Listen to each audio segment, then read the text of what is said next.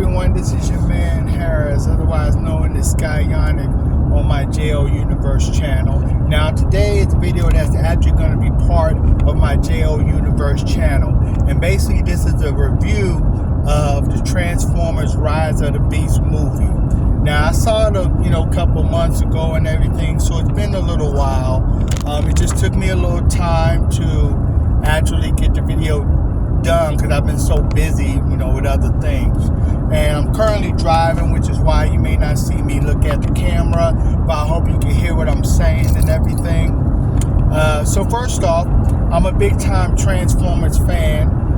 If any of you have seen my channel, my other channel, my JO Universe channel, you know that I'm a big time Transformers fan. I have the action figures, I have the animated cartoon series and stuff like that.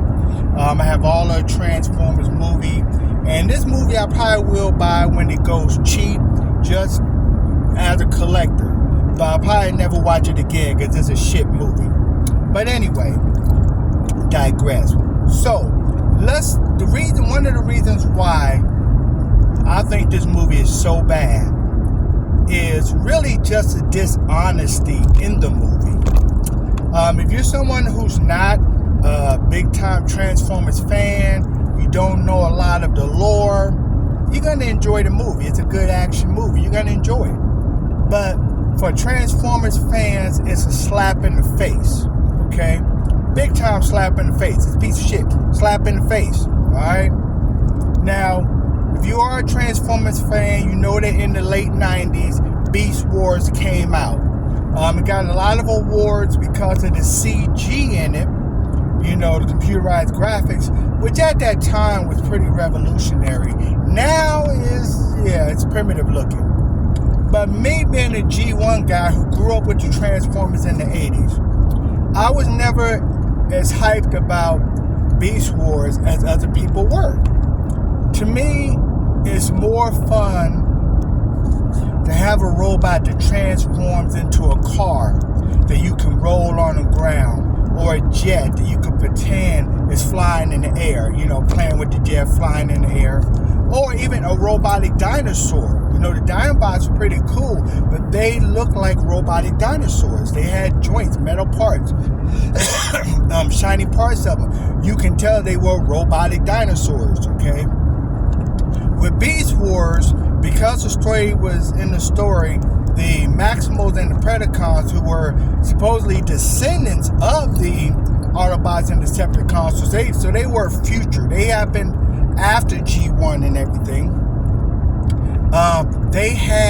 Their bodies were like part organic, part metal, and when they crash landed on Earth, they couldn't stay in their robot forms for that long. Otherwise, the energon deposits on Earth would damage them, so they would have to go into animal mode, which is stupid. But anyway, they kind of gave a reason for them to be in animal mode a lot. But when you got the Beast War toys, they didn't look like robotic animals. They looked like them cheap ass rubber animals. Of course, they were not rubber, but they looked like them cheap ass rubber dinosaurs that you get at a supermarket, because they wanted it to look super realistic and everything. So, unlike the mechanical looking Dinobots who look pretty cool, these were just realistic, plain looking dinosaurs. And to me, that's just not as much fun of a toy, personally.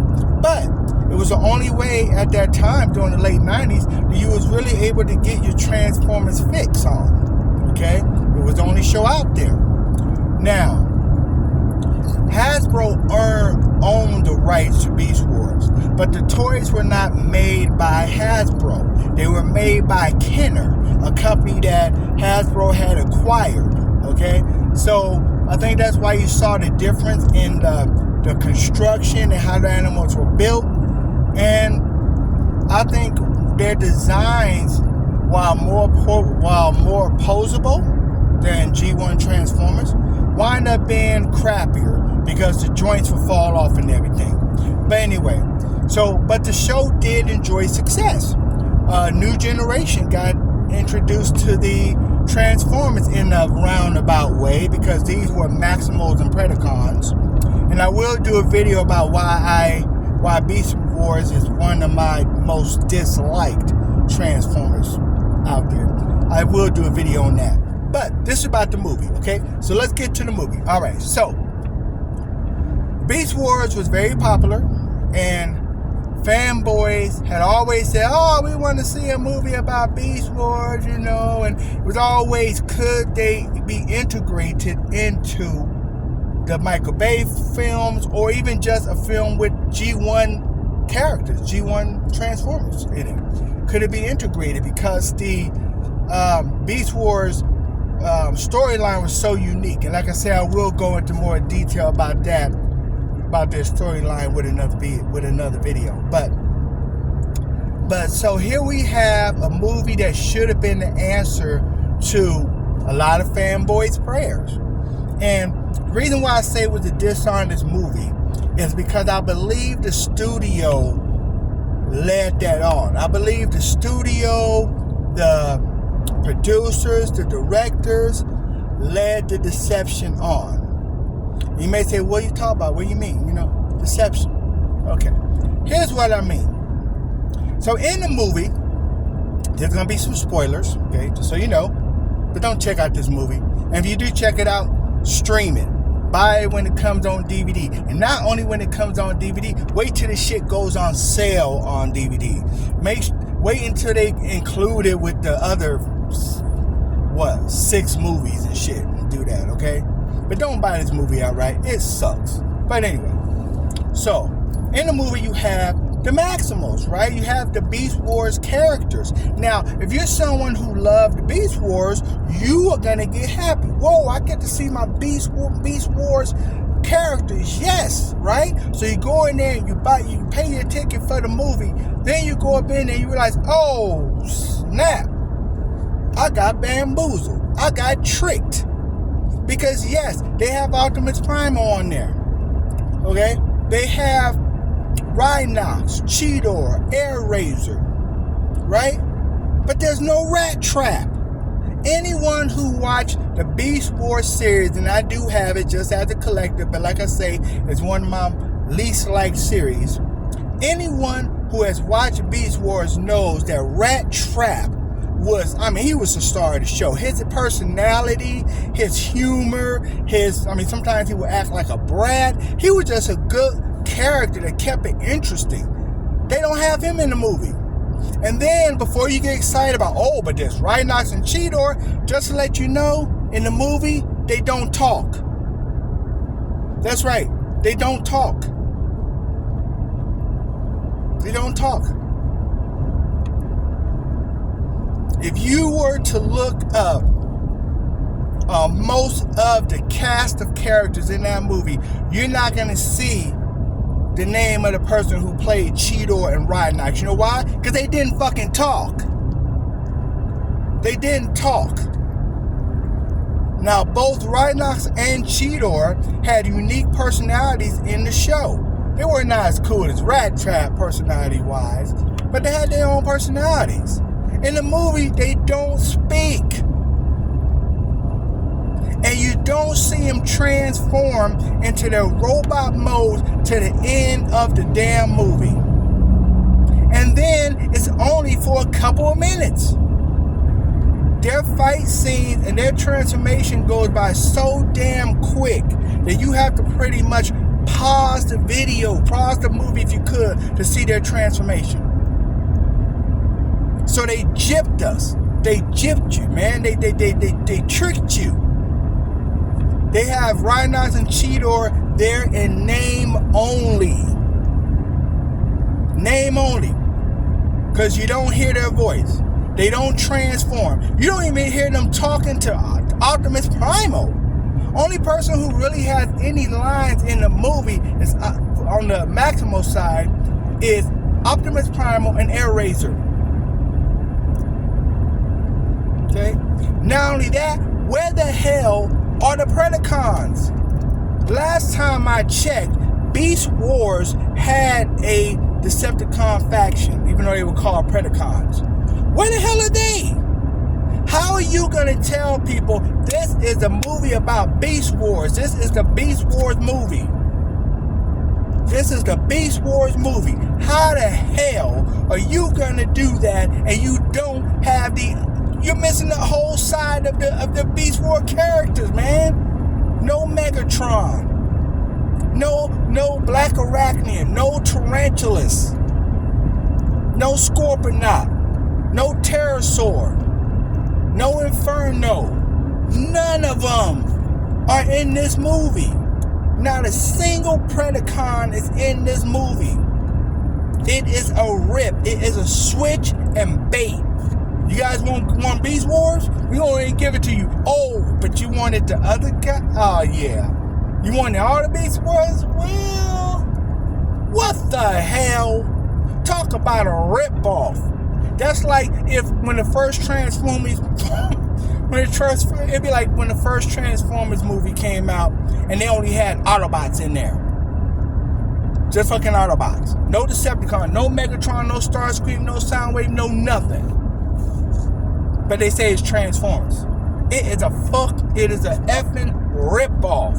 It is a bait and switch. It is deception. It is deceptive, man. And like I say, it is a bait and switch. How the hell are you not going to have the Predacons in it? And I don't want to hear where the story wouldn't allow it. Then you make a story where you have the Predacons in it. Like I said, when the first Transformers movie came out, if people would have went to the damn theater and had the Autobots fighting some nameless drones in the first Transformers movie and there was no Decepticons, people would have rioted. People would have got pissed the fuck off. There would have been riots in the streets. You think I'm bullshitting? I'm not. It would have been riots in the damn street. For Beast Wars lovers, this was their first Transformers movie.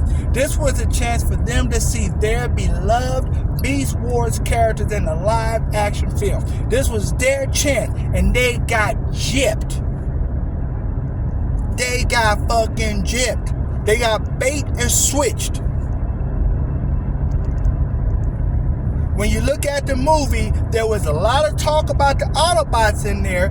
You didn't really hear mention the Predacons. I remember up until when the movie pretty much came out, there was people wondering, is there a Megatron in it? That's how low-key they kept the information about the bad guys. You know why they did that shit? So that people wouldn't realize that, oh yeah, there ain't no Predacons in this movie. Until you already paid your damn ticket. And that's bullshit, because you go in there, pay your ticket, go up in there, walk out there and discuss. It doesn't matter. It still count as money they make. So they still got you. It's deception. Okay? Rip off. Okay? Now let's look at the Autobot side here. Where are the Decepticons? Damn. Get this all over me. Damn. Oh well.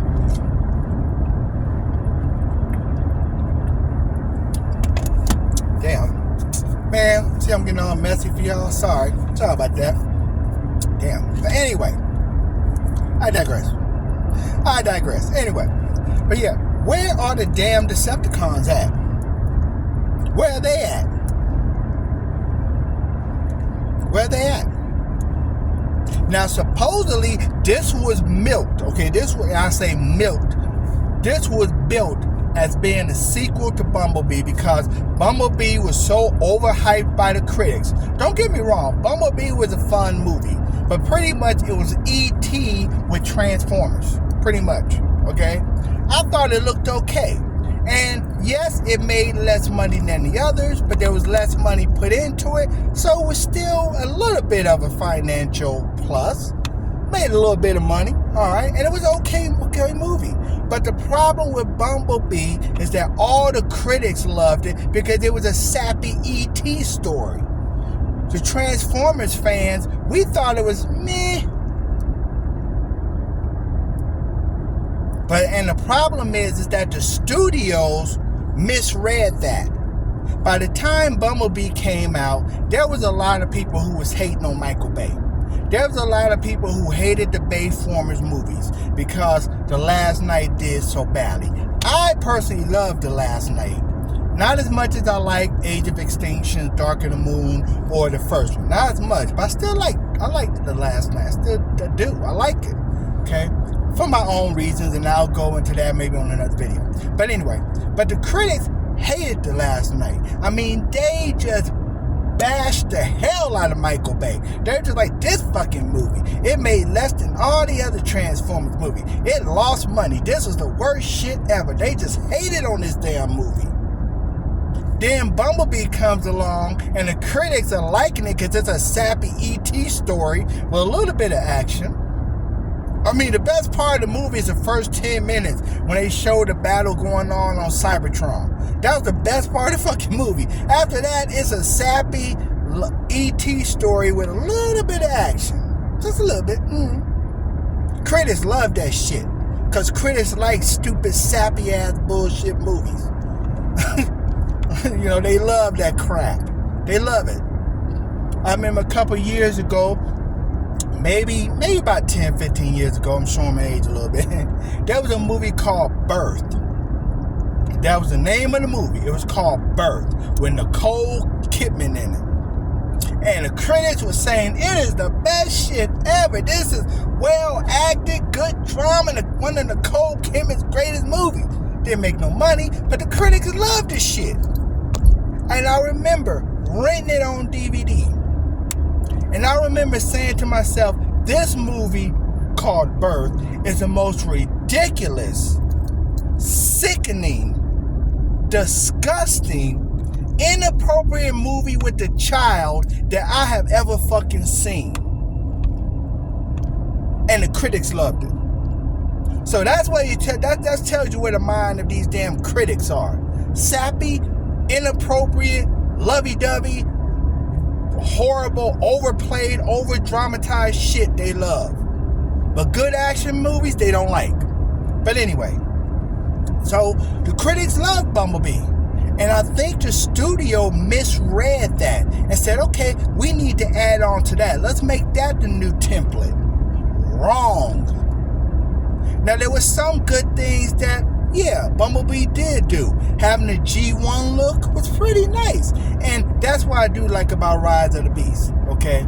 It does have a good G1 look, right? But even then, you get gypped. Even then, you get ripped off. And he said, why? What do you mean? What do you mean? They got that G1 look, like, you know, like you said you like. Here's why. You tell people you're going to go with the G1 look. You're going to have Autobots in the 90s. Pretty cool. But then you bring the B-team Autobots. It's like football, right? In football, you have your second string quarterback, third string quarterback. Yeah, that's how this shit was. How the hell are you going to say this is G1, Generation 1 Transformers? You got the look and everything. But you have the characters jacked the hell up. You don't have the Decepticons, which bullshit. How could... Okay, I just don't get this. That's like having G.I. Joe without Cobra. Really? Come on, people. Where the fuck are the Decepticons? Okay, they're not there. It's fucking ripoff. Can you imagine how cool a G1 Soundwave would have looked? Matter of fact, we saw how cool the G1 Decepticons looked in Bumblebee movie when they showed them fighting on Cybertron. How come we didn't see those Decepticons? A fucking ripoff. Okay? Then, let's look at who they did bring to the table as far as the Autobots, okay? And this is going to be a long review. I might have to break this down in 2 parts because I'm so fucking frustrated and pissed. But anyway, so you have Optimus Prime, Bumblebee. Of course, you got to have his ass. I mean, I'm pretty sure Michael Bay and Paramount or whatever is getting paid millions of dollars from Chevy to put his ass in, because he's always a damn Chevy. But anyway, so you have Optimus Prime, you have Bumblebee, you have RC, You have Mirage, which is another bait and switch. But anyway, I'll go into that too. And then you have Wheeljack, Stratosphere. Those are the Autobots you have. You may say, what's wrong with that? Well, once again, it goes back to, are you G1? Are you someone that knows the lore of the Transformers? Where the hell is Prowl? Where's Ironhide? Where's Sideswipe? Where is Jazz? Now, you may say, but they got killed in the Michael Bay movie. But before you say that stupid shit, let me remind you, my fellow brothers and sisters out there, my fellow Transformers brothers and sisters. This movie was supposed to either, some people say it was a reboot, some people say it was a prequel. But in any one of those situations, those characters are alive. If you say this is a prequel, meaning this happened before the time the things that happened in Michael Bay movies, then Jazz is still alive. He was killed in the Michael Bay time. So if you say this is a prequel, which means this happened before the Michael Bay movies, Jazz is still alive. Ironhide, still alive. Starscream, still alive. Soundwave, Shockwave, Megatron, still alive. And we actually saw some of them fighting in the first parts of the Bumblebee movie. So we know we know they're alive. This takes place like 7 to 10 years afterwards. There's no reason to think those Decepticons wouldn't be alive still. So if you're saying it's a prequel, it doesn't matter if they died in the Bayverse movies, because this happened before that.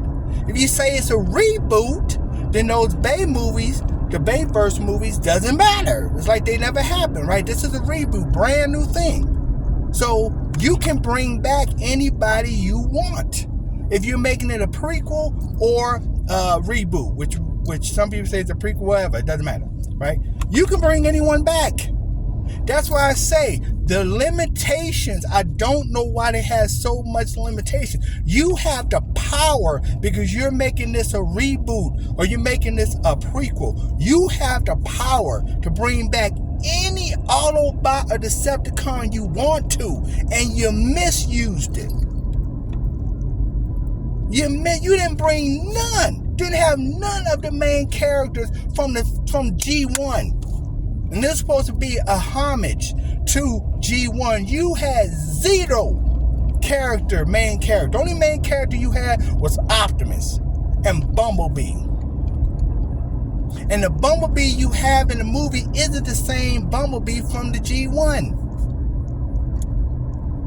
You have Mirage, who in G1 cartoons and shows, he was barely ever seen on the show. He was maybe in the first 3-4 episodes, and that was it.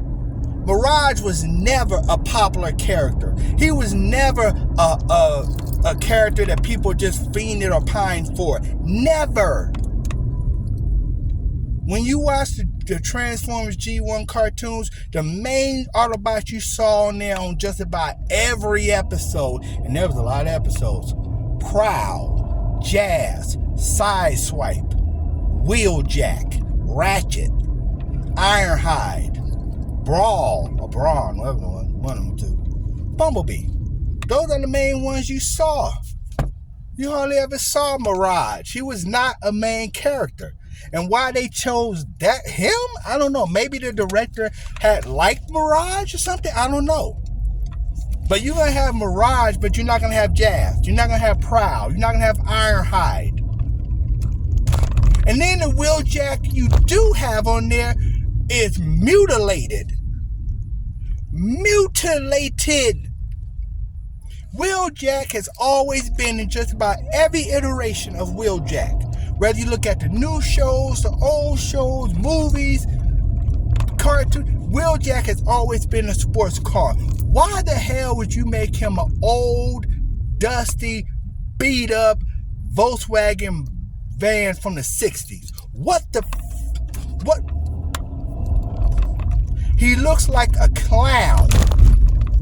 He looks like a damn clown. And he was one of the main people on the Transformers series. And he looks like a damn clown. And then you didn't really have him that much in the movie.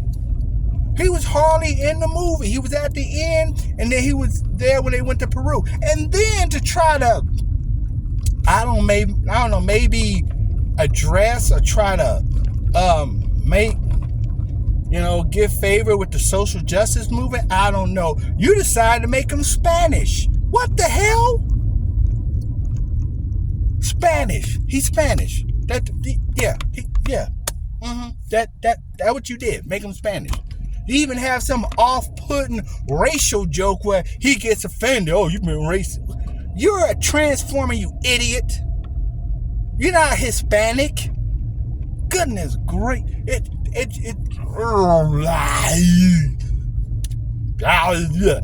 Goodness, it makes me want to throw it. But anyway, So then you get ripped off in that department. When I was seeing that they had Optimus Prime looking in his old G1 look, and they were saying they was gonna bring G1, I thought, well, maybe I'll see Sideswipe, maybe Sunstreaker, because I love me some Sunstreaker.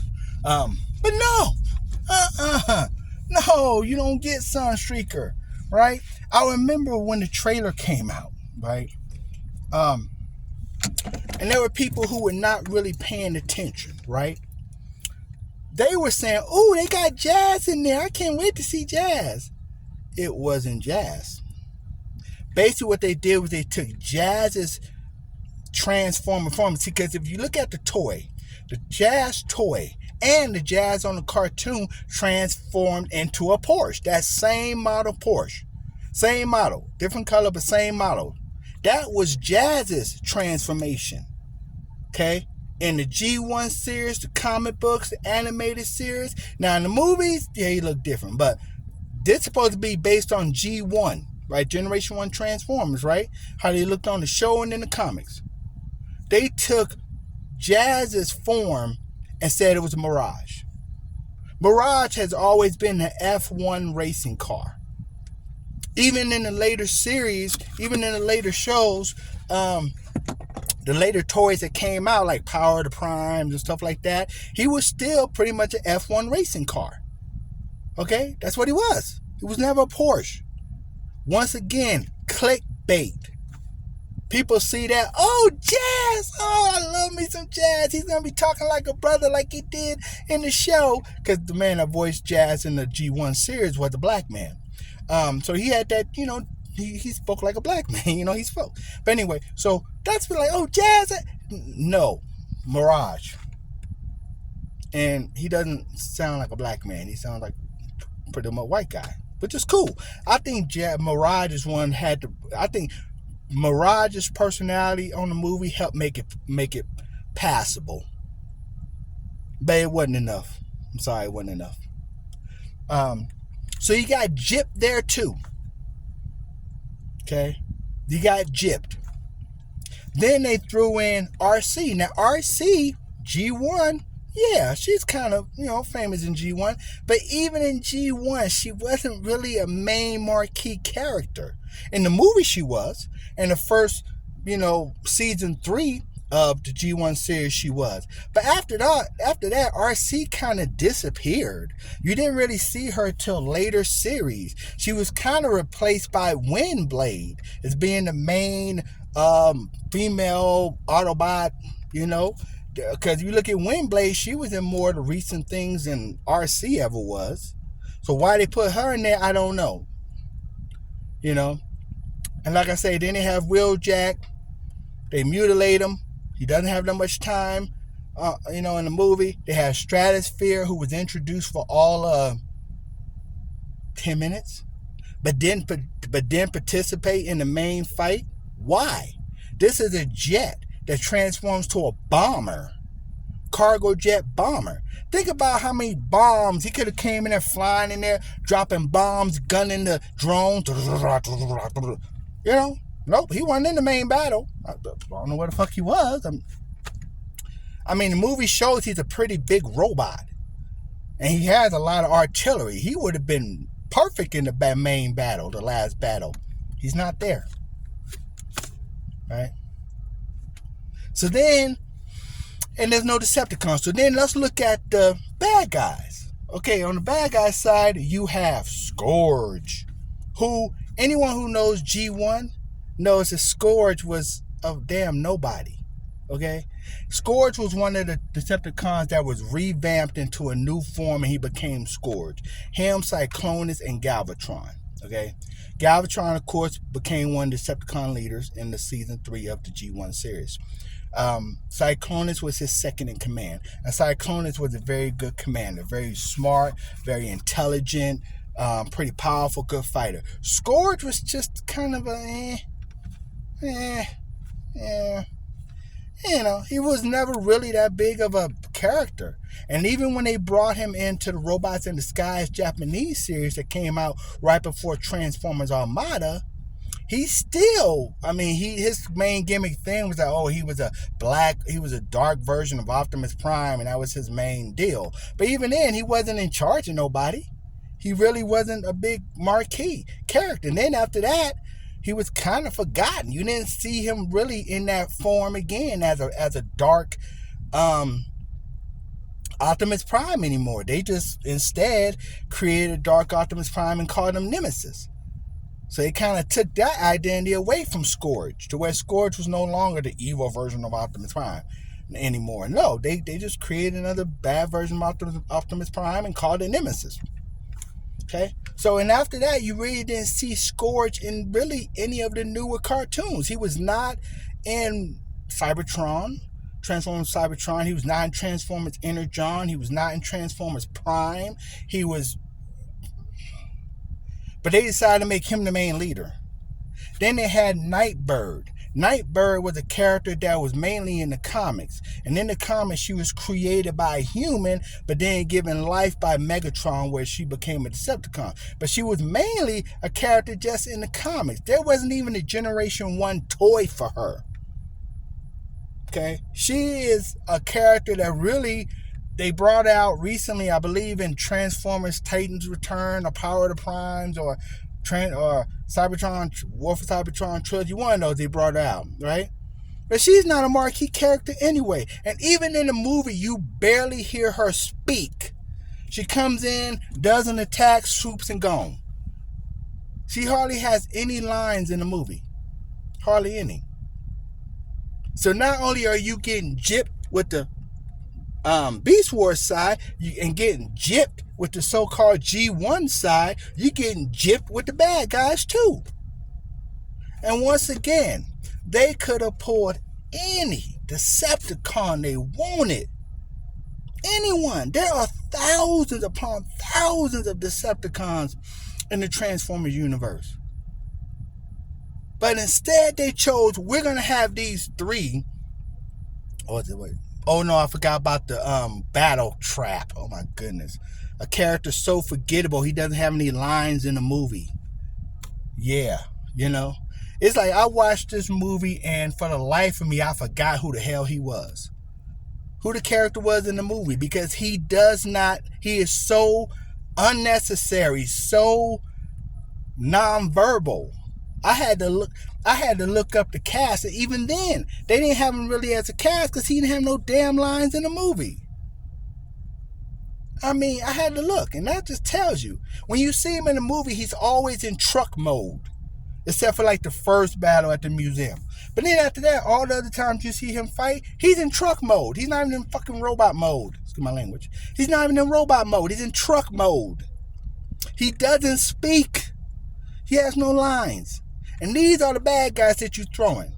And when you look at the numbers game, okay, so let's count off the good guys. Let's count out how many. We have Optimus Prime, Mirage, Bumblebee, RC, Stratosphere, Wheeljack. That's 6, right? Six Autobots. But then remember they teamed up with the Maximals. We got to add in the Maximal. 6 Autobots, let's count the Maximals, right? Optimus Primal, Airazor, Rhinox, Cheetor. 6 plus 4, 10. So you got 10 good guys. One of them is a prime, which is supposed to be a big deal, but in this movie it doesn't seem like it means nothing. 10 Autobots. 10. Against 3 bad guys. And they getting their butts kicked. Once again, it begs to question, why didn't you come up with 7 other Decepticons to even the odds and make the movie better? Instead of having the Beast Wars, the Maximals, the main people that people came to see, fight the drones, and it's the Autobots that's fighting these 3 guys. When you look at the movie, I think there's one scene where Optimus Prime, after he takes on Scourge. One scene. And he doesn't really do nothing to him. The main people fighting these Terracons are the Autobots. The Maximals are left to fight the nameless drones. That's their job. Oh, we ain't got nobody else for y'all to fight, because, we got to have Optimus fight Scourge, and we got to kind of have the Autobots fighting Terracons, but we had to throw the Maximals in this movie, so let's have you guys can fight some drones. Hey, that's right, your Maximals, the people that you came to the movie to see, your childhood characters that you love, you want to see them fighting Predacons, you want to see them fighting battles. They're fighting drones.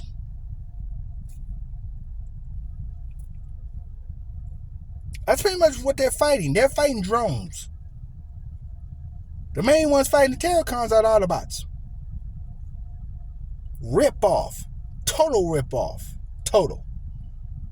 That's why I say this movie is the most deceptive, the most switch bait, the most dishonest thing I've ever seen.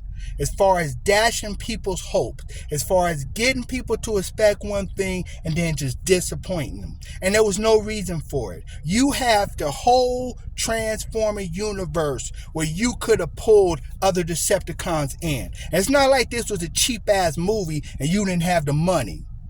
This was a full-fledged, they pretty much gave him the purse. They pretty much gave the director the purse and said, buy what the hell you want to buy. You see a number deficiency. You got 10 good guys, 3 bad guys. There's a 7-person deficiency. And you have the power, because this is a prequel or a reboot, to pull any Decepticons you want. You could have pulled some of the Terracons that were in the Japanese Robot in Disguise series. You could have pulled You could have pulled some Predacons and say that they were under the command of Scourge. You could have thousands. So think about this: thousands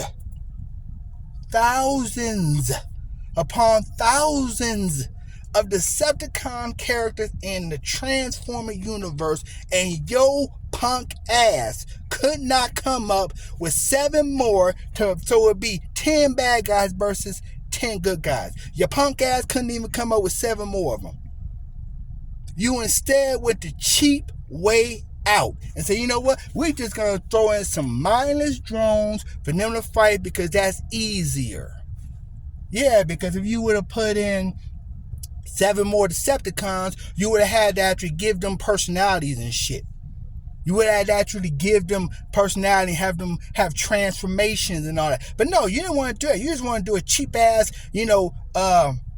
nostalgia switch bait. We're just going to throw in some damn drones in there, shit, And then you wonder why this movie is the lowest grossing movie out of the whole Transformers franchise. Think about that. Like I was saying, The Last Knight received so much hate.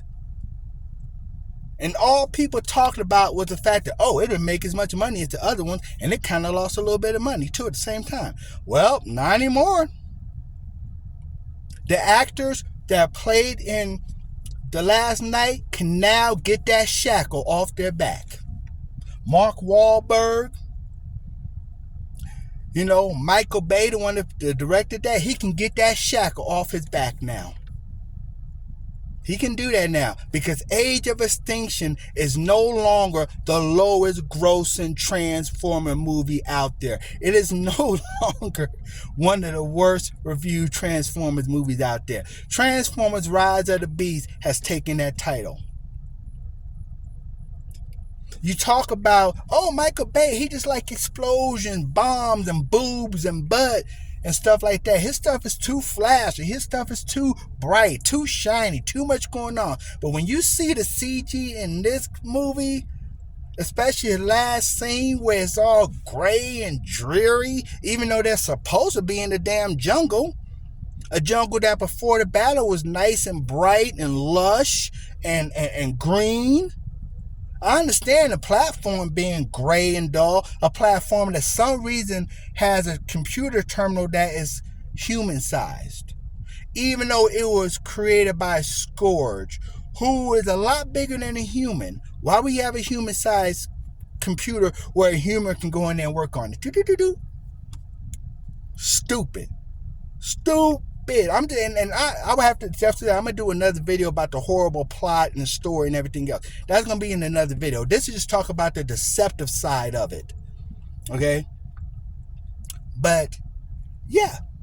I mean, it's just, so Michael Bay and the people who starred in Transformers not Age of Extinction, The Last Knight, guess what? You guys can take that burden off your chest. You can take that shackle off your shoulder because you're no longer the worst, according to the people and according to the money. This movie was heralded as, oh, we're showing Michael Bay how to make a good movie. This is how it was heralded. All people did was talk shit. This movie is going to be so much better than the Michael Bay directed shit. This movie is going to be the brand new shit. This is going to be the new standard. This movie, we don't have to deal with Michael Bay no more. This is a new standard. This movie is going to show how it should be done. Really? It made less money than the worst Michael Bay Transformer reviewed movie. And just so you guys didn't know, in case you didn't know, and you thought you was getting over on Michael Bay, you thought you was sticking it to Michael Bay, right? Because he's not the director. Guess what, idiots? You, me, and everybody else that paid for that money, that paid to see that movie, we still gave Michael Bay our money. That's right. Michael Bay is laughing all the way to the damn bank. Yeah, he is. Because yes, the movie flopped. But we still gave him money. The same people who were saying he was a shitty director and he fucked up the Transformers, we thought, well, he ain't directing it, so we're not giving him money. Oh, yes, we did. Because he's one of the producers on the movie. Yeah, so we still gave him money. And we proved that he wasn't the worst director because this movie flopped harder than The Last Knight. So Michael Bay is probably sitting there saying, look at this shit. I bet Michael Bay is sitting there grinning. I bet he's sitting there saying, look at that. Y'all was talking all that bullish, saying I was a horrible director, and that I'll make the worst Transformers movie, that I direct the worst Transformers movies. That's what all you critics were saying. Well, hey, somebody else directed this one, and what happened? It was worse than the shit I made. That's probably what Michael Bay is thinking right now. Absolution for him. And like I say, I liked The Last Knight. But anyway. So just think about that. So like I said, I'm going to do another video about the story and plot. This video was just to let you know that if you're going to this movie, you got bait and switched. I did. I got suckered. Hey, they bait and switched my ass. I probably would have seen it anyway just as a collector. But yeah, it's a horrible movie. It's a deceptive movie. It's a movie that takes that tells you, we're going to give you what you always wanted. You go in there, you pay the money, and you wind up, they didn't give you shit. It's like them promising they're going to give you your best, like you're a child. And they say, hey, you want this Steam Deck? We gonna get it for you. You get all excited and shit. You come downstairs for Christmas and it's Christmas Day and you ready to open your shit up and you find out it's a fucking lump of coal. That's what they did to us. That's what they did to everybody who saw this damn movie. And that's what they're gonna do to everyone who will see it. They're promising your ass a Steam Deck or whatever you want, but they're giving you a fucking lump of coal. It's what they're giving you. Okay? deceptive.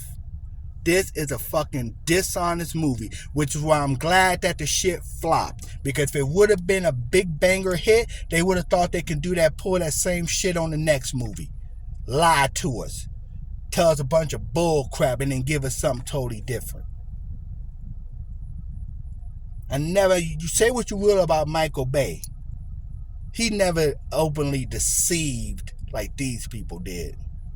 This director should get it. He should never be given another movie. He should never. He cut corners when he didn't even have to. And the funny thing about it, they say he's a Transformer fan. He loves Transformers. Really? What Transformers was your ass watching? Where there's Autobots but no Decepticons. Where there's Maximals but no Predacons. Which Transformers were you watching? That's what I want to know. What the fuck were you watching, dude? I'm just saying. Whether you like Beast Wars, whether you like G1, whether you like Beast Machines, whether you like Cyberverse, whether you like Transformers Prime, Transformers Armada, Transformers Cybertron, Transformers Energon, they always had bad guys too. They always had a faction that they were fighting, whether they were Decepticons or Predacons. How the fuck you gonna make a movie and say you are a Transformer fan, you grew up loving the Transformers, and you omit the Decepticons, the Predacons, and you put in characters that are the B team of Transformers? When you could have put in Prowl, you could have put in Jazz, Sidestripe, Sunstreaker, Soundwave, Starscream, Thundercracker. This director should not be given another fucking movie. This is your man, Harris, otherwise known as Skyonic on my other channel. Well, actually, on this channel, I'm known as Skyonic because this is my JO Universe channel. But anyway, this is your man, Harris, and I'm out. Like I said, don't go to see the movie. I know it's probably out of theaters right now. Don't buy the DVD when that shit's full price. Stream it if you haven't seen it. And if you need to get it just as a collector, which I will, wait till that shit goes on sale. Because it will drop in price quickly. This is your man, Harris. I'm out.